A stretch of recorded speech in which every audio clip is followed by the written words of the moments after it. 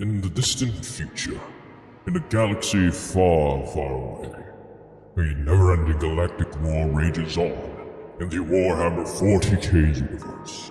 A war where neither side is good nor bad. Truly. There's only war.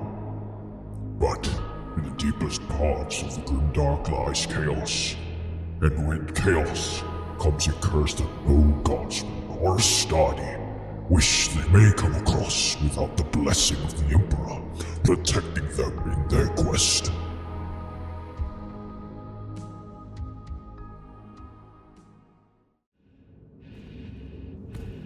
Can you understand me?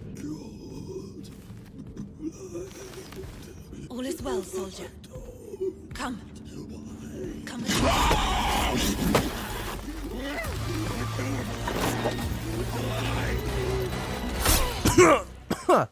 Ugh, I really need to chill out on the cinematic voice. In the deepest parts of the grimdark, a plague curses anything it so much comes across, infecting the lowest Tau foot soldier to the most loyal Astartes Primaris. The Zombie Plague of Warhammer 40k is mostly associated with the bile god Nurgle, corrupting everyone who comes across the warp's exposure, turning them into their pestilent plague marines. But would you believe me if I said this zombie plague that was seen in Pariah Nexus is related to Nurgle, but also completely different? This is actually called the Stilling, and it actually originates from the Necrons. But where did it come from? Where did it originate? Is the Bile God playing a cruel trick on the galaxy? Or is there something studying the actual zombie plague of the 40k universe and weaponizing it to their own leisure? In today's cult meeting, join me as we delve into the origins of the Zombie Plague of Warhammer 40k universe and how the Stilling of Pariah Nexus is completely different, but at the same time has so much similarities to the Zombie Plague. But I'm not alone in this one. As the title suggests, I'm not going to be covering this alone. And yeah, this is that collab that I've been waiting for. Starting with the feet. Ah, shit. Here we go again. Starting with the feet of the Garrett. Starting with the feet. Yes, that's right. It was me, Barry.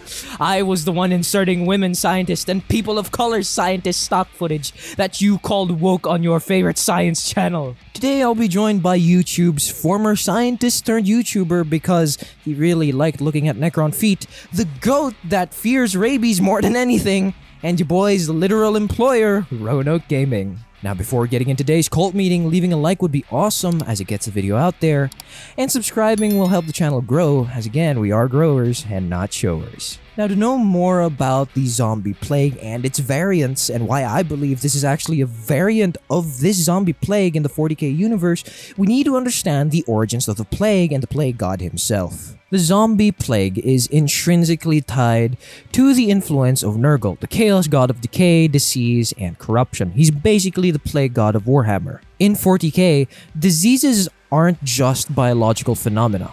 They're often spiritual and warp influenced. The Zombie Plague specifically isn't just a viral bacteria or a bacterial infection. It's a gift from Nurgle, meaning it's fueled by the direct influence he has on it and the corruption power of the warp.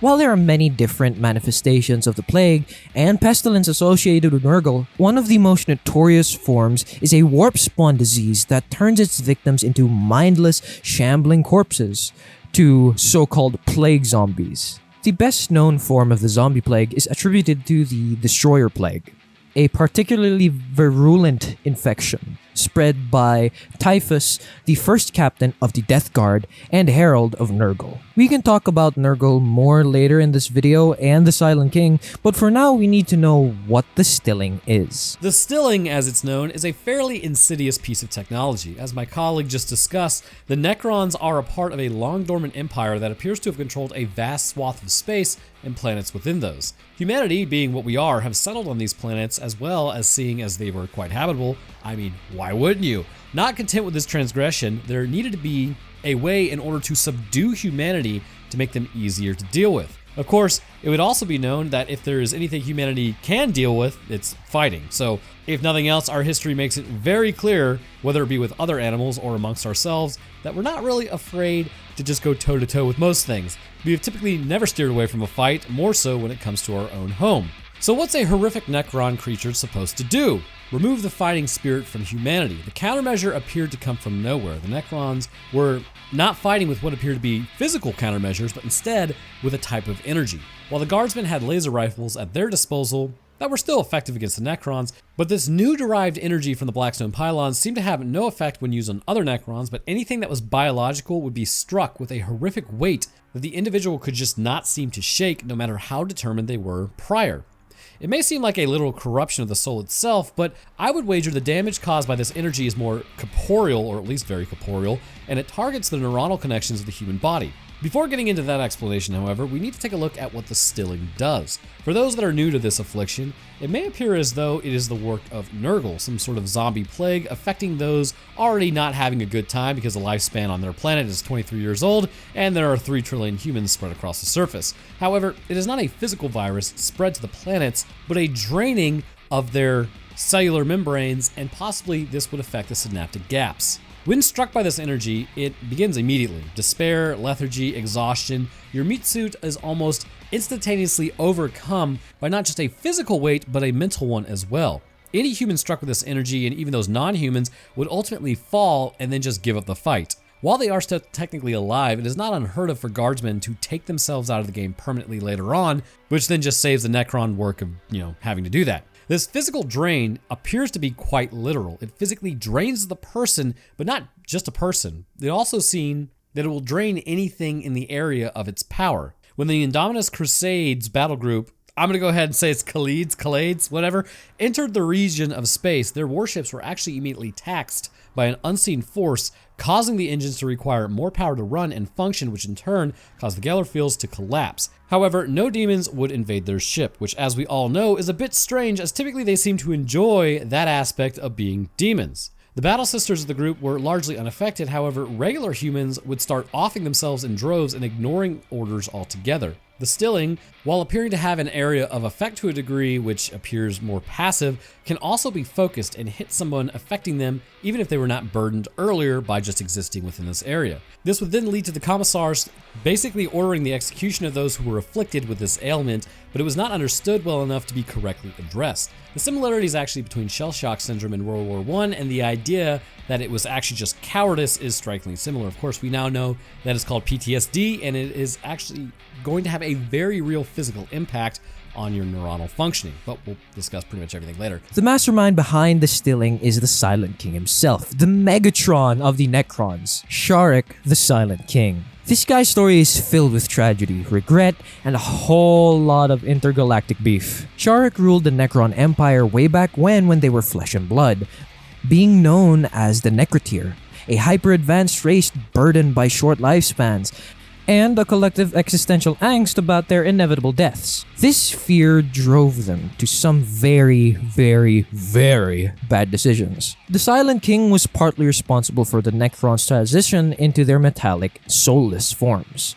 A transformation that came with a nasty side effect: a complete loss of their individuality and the ability to die a natural death. Sure, you basically achieved immortality, but god damn, that is depressing. Again, they're essentially robots that are immortal, locked into eternal servitude. He did this by brokering a pact with the Catan, godlike star vampires who had immense power, but also a very predatory nature. The Catan offered them immortality in exchange for their bodies and their souls. And, well, it worked. But the price was far steeper than Sharik imagined. Eventually, Sharik led a rebellion against the Catan, breaking them into shards to turn them into the Necron-controlled weapons. After the Catan were subdued, Sharik and the Necron leaders went into a long stasis snap, planning to wait out their ancient enemies like the Eldar until they were weak enough for the Necrons to conquer the galaxy with ease. Oh yeah, even the Necrons hate the Eldar. If you're a salamander, you get that reference. When the Silent King reawoke a million years later, he found the galaxy crawling with humans, orcs, Tyranids, and most importantly, psychic energy. This psychic power was like an allergic reaction to the Necrons. They hate it, and it's completely out of their control. To tackle this, Shark devised the stilling. Using ancient Necron technology, he created a way to psychically suppress the entire population, dampening down their thoughts, emotions, and psychic connection. This makes it a lot harder for the Imperium's psychers or anyone with warp-based abilities to detect what's happening or to resist the Necron's influence. It's basically a psychic lobotomy for whole worlds, snuffing out the very essence of humanity and reducing everyone to mindless obedience. Basically, you're a vegetable, but you're an obedient vegetable. The stilling is a part of Sharek's grand design to weaken humanity's defenses and prevent anyone from resisting the Necron's agenda.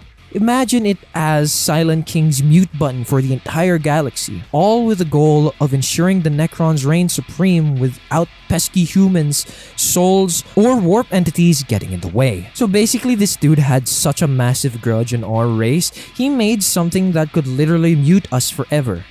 We'd either die a slow and painful death, and we couldn't do anything about it. The Silent King really went ahead and gave the Necrons access to this and implement them into their traversal, so that the Necron portals alone could kill entire civilizations. If you are the guardsman of any sort or an Astartes or Sororita, you ain't got a choice. Expect lay down and wait for the light in the sky as the Emperor welcomes you into the Golden Palace in the sky. Or if you were an absolute dick when you were alive, Nurgle is waiting for you to be a part of his growing army of the undead, you absolute nerd. Now, would you believe me if I said that the first ever encounter of the stilling was in the show Pariah Nexus? That's right. Pariah Nexus was the first ever time the stilling came into contact with humans during the Indotimus Crusade. This crusade was launched by Robert Gilliman, Primarch of the Ultramarines, as part of his ambitious plan to stabilize the Imperium following the Great Rift and the Cicatrix Maledictum. You know, the cinematic trailers of Space Marines way back when, showcasing both the Sisters of Battle fighting alongside the Ultramarines, turns out the commercials that Warhammer used to put out was actually a part of their series that was later released. As the Imperial forces ventured into the Necron-controlled region, they encountered something deeply unsettling. The Pariah Nexus was essentially a death trap for the Psychers and anyone who has strong warp connection. Imperial forces began to notice that the entire world within the region of space were gripped by an eerie silence. Populations of humans and even loyal Astartes Space Marines were rendered sluggish, unresponsive, and completely stripped of their individuality. This effect wasn't just some minor psychic dampening. It was an absolute shutdown of will, empathy, and autonomy. The source? Necron technology known as Necrothil, I think that's how they pronounce it. We're going with it. Necrothil or Blackstone, which emits an anti-psych, anti-warp field.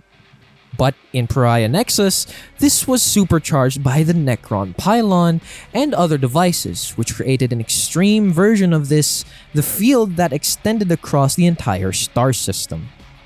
The result was the stilling, a horrifying suppression of any psychic energy and a near complete subjugation of the human will. One of the most terrifying moments when entire battalions of Astrada Militarum troops were caught in the Nexus and became effectively useless. The troops were reported to be standing in line, vacant-eyed, barely responding to orders, almost like mindless mannequins, waiting for instructions. Space Marines stationed there, such as the Indominus Crusaders, Krall's forces, reported feeling an intense psychic pressure that dulled their senses and slowed their reactions. For Psychers, it was worse. They could barely even connect with the warp, and many simply collapsed and went mad under the strain. The Silent King's ultimate goal? To spread the suppression of tech across the galaxy, draining humanity and other Psychers dependent on species of their very essence. One quiet, conquered world at a time. Stilling appears to be a multi-pronged issue when afflicting anything biological. However, it also affects the abilities of any species to effectively use the warp because it can drain the psychic field, put up that protects the ship from demonic invasion in the first place. This clearly shows that the actual anxiety meat in humans is affected in a way that would largely prevent them just overcoming the issue in any real capacity if you are directly targeted by a focused version of this energy. So let's first highlight what we have actively seen the stilling do. The area of effect causes the engines to work harder. Now, this is hilarious because lore-wise, humanity is running technology it has long since forgotten how to build because it's worked for so long. This would seem to imply that since the ship's engines are laboring somewhat, just being near this area of space, then the electrical current of the ship must be affected itself. And this is not likely to be biological, but it helps set up the idea that a very real version of the fabric of reality is affected, and to a degree, the electrons are affected, which would indicate that there are atomic forces at work. These atomic forces do not appear to delineate between chemical creation or electrical forces from a mechanical one, but just the process itself is disrupted, causing a higher level of motivation, we will call it, to be necessary for any process involving electricity to continue. Now, the issue with this requirement is the human brain and neurological systems within are fine-tuned to run at a very specific depolarization level in order to have the neuron actually function correctly and for you to kind of form a cohesive thought.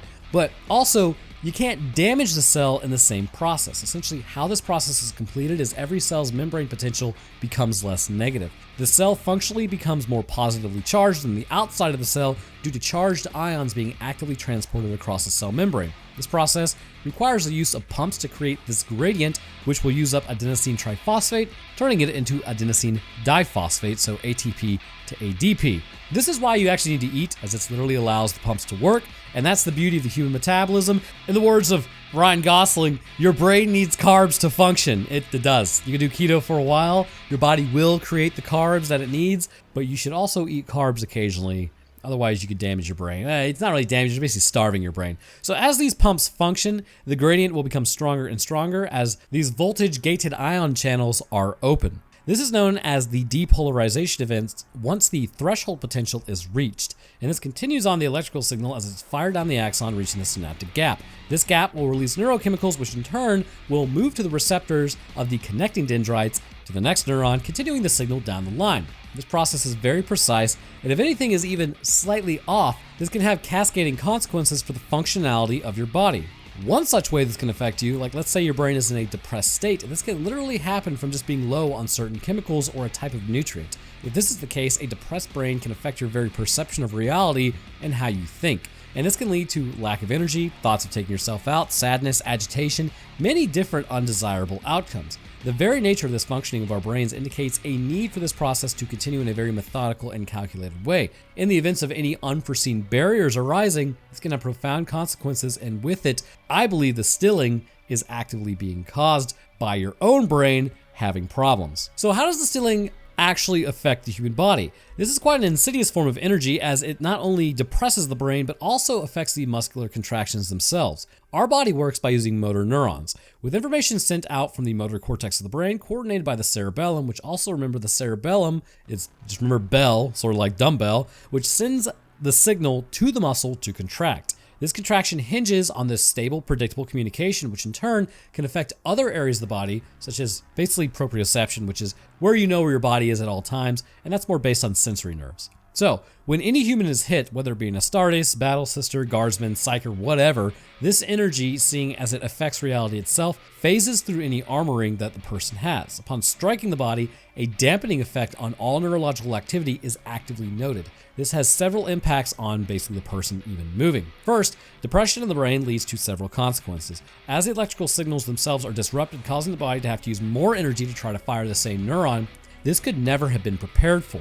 As a result, neurons themselves will not possess enough chemical energy to actually fire and create the electricity necessary to continue on the signal. This lack of firing actually is not really all that strange. In fact, neurological communication is disrupted all the time and signals are blocked as kind of not necessary. There is some evidence to support that when you enter a room and forget what you were doing there, this is because some of the neurons were firing in your brain to get you to go do something, but upon getting up and actually walking to go do it, other neurons firing may disrupt things, so the original directive is disrupted and then the firing is halted. However, the issue is with the stilling, this happens everywhere in your brain at the same time, taking more force to fire neurons, basically a larger gradient. Ideas, beliefs, speaking, forethought, all of it is mostly abandoned, leading to a person to completely disregard everything because their brain is no longer firing in a way that allows for real conscious thought to take place. Instead, you get bursts of what the person is feeling or thinking, which comes out as them stumbling towards others, likely seeking aid, and then repeating words over and over again. They are actively seeking help, but it's possible they are not even aware that they are doing it in the first place. To the outside, unafflicted, this would appear as heresy. They are abandoning their posts. You need to put a laser or bolt round through them, but the reality is what we are seeing are the effects of a disrupted neurological functioning in the brain. And there are also going to be other consequences. Not only is the brain depressed by forced electrical burden, I guess you could call it, but all neurons seem afflicted by the same issue, which again disrupts everything. This will lead to also an issue of muscle cells not being able to actually contract when struck with this energy, and this is why everyone immediately seems to fall. It no longer is a question of a person just feels up to it. It's like, nah, I don't really feel like it. They physically cannot move in the first place. This process does appear to linger for some time, given a Necron time to actually take the human back to where they get dragged off to, because at the beginning of Nexus Pariah, if you notice, people are trying to move, and they can move, but it's only later on. But it also seems that there is a lingering effect placed on the human meat suit in general. After being hit, much like Danica dropping at the end, this is not really the end, but a person may be somewhat corrupted. As the effects of the focused energy wear off, it appears that there is some damage left over to the neurons. Perhaps in the subduing of the neurons, some of the neurons actually die, leaving the person in a permanent state of dysfunction. This would result in brain damage or communication damage to the rest of the body. This seems to be supported by the idea that the person can get back up and may be attempting to return towards something familiar, like familiar looking faces or allies, but they are now shambling and their intentions are misunderstood. It is not actively known if they have turned or their allegiances have changed, but I don't believe this to be the case because they do attack the Necron assassin later on, trying to tear him apart. I believe that their neurons, having been damaged, now leaves the person sort of as a shell of what they are, or at least were, but they still do have some functionality. This could be for the simple reason that the nervous system was disrupted. The heart may have also been affected, causing its cardiac output to be decreased, as while the heart was still pumping, remember, it also runs on electricity, stroke volume was decreased. As this continued, less oxygen would be supplied to the brain, and it may also be in the lungs and diaphragm were affected, causing them to expand less, also compounding the issue by bringing in less oxygen. So what initially starts out as subdued neurons leads to the actual neuronal death due to the circulatory system being impacted by increased burdening of the heart. This brain damage would continue to increase as time went on, leaving a more instinctual portion of the brain alive. Long-held ideas and confusion would still exist somewhat in the brain, which is what they appear to be repeating, and I really do wonder if the person is still there, or maybe this is just what they've heard all their life. The zombie plague may be similar to the stilling, but the way it affects both Astartes and civilians are jarring compared to the stilling. The zombie plague spreads primarily through physical contact, bites, or exposures to infected environments. However, the key difference between this and a regular virus is that it's supercharged by powers of the warp. That means it doesn't respect normal biological limitations, and it can reanimate corpses, infect individuals through psychic corruption, and sometimes even spread through warp taint in the atmosphere itself. This completely contrasts the stilling. The stilling deafens you, it mutes you. Your psychic connection to the warp or any psychic power at all is completely cut off, and you're just forced to sit there and die. Once someone comes into contact with the plague, they suffer a slow and agonizing death as their body succumbs to rot. The infected flesh slots off. They experience necrosis and decay while still alive. And then finally, they die, only to rise again as a plague zombie. The zombie plague is more warp exposure and chaos. The plague god Nurgle infects any soul, dead or alive, to spread his plague to the world. Comparing this to the stilling, the end goals are somewhat similar in a way, to me at least. Nurgle wants to spread his plague throughout the galaxy for total control of every living thing, and the Silent King wants to wipe every living thing off of the face of the galaxy. The Stilling compared to the Zombie Plague is much more, how do I say this, fresh compared to the Zombie Plague. The Zombie Plague was established way earlier than the Stilling. Hence the misconception you fans have been having since the release of the show. As stated, Pariah Nexus is literally the first appearance of the Stilling. It's why Sakan and Danica had no idea what it was. The Stilling and the Zombie Plague are fairly similar in terms on how it affects the human body, but are completely different in outcomes and end goals. If you ask me, I still think that it would be cool if the Stilling was actually a branch of the Zombie Plague that the Silent King was experimenting with to weaponize to the Necrons' invasion. But hey, that's just a theory. Again, yeah, no, still not gonna use that.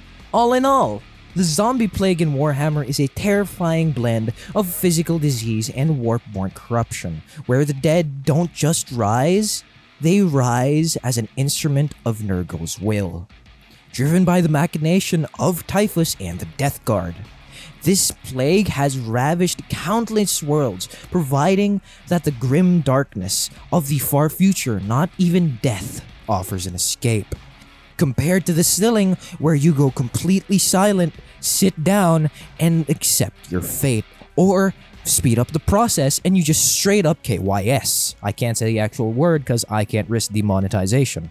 Despite being extremely similar, the Stilling not only cuts off your connection to the warp, but it also has a stronger effect on psychs or people who have strong warp connections. Not only does the plague completely contrast the Stilling, but if they ever did decide to experiment with the plague and the Necrons just decided to modify it where instead of being strongly connected to the warp, instead actually have their plague cut them completely off from their psychic power and the warp, is actually something feasible and what I actually believe is going on.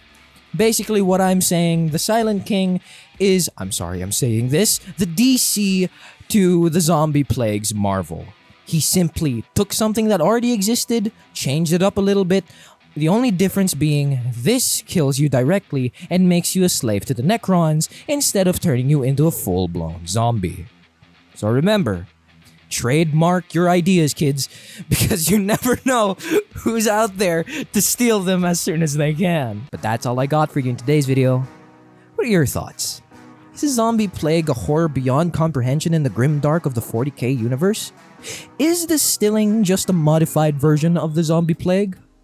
Or is it just another day in the life of a loyalist like yourself, who only sees these creatures as absolute scum and deserve to be wiped off the face of the Emperor's galaxy? Be sure to let me know in the comments. I won't tell you to go check out Roanoke Gaming's channel because I take it 90% of you came from Roanoke's channel. So if you're here from his channel, thank you for checking my channel out. But if you're not, I highly recommend you guys go check out Roanoke's channel if you already haven't. Been working with the dude for almost 4 years now and gotta tell ya, everything is going smoothly. But if you enjoyed, leaving a like would be awesome as it helps the channel out a lot, and subscribing will keep you up to date on the latest cult meetings. That's all from your boy. I hope you have a wonderful day, and in case I don't see ya, good afternoon, good evening, and good night.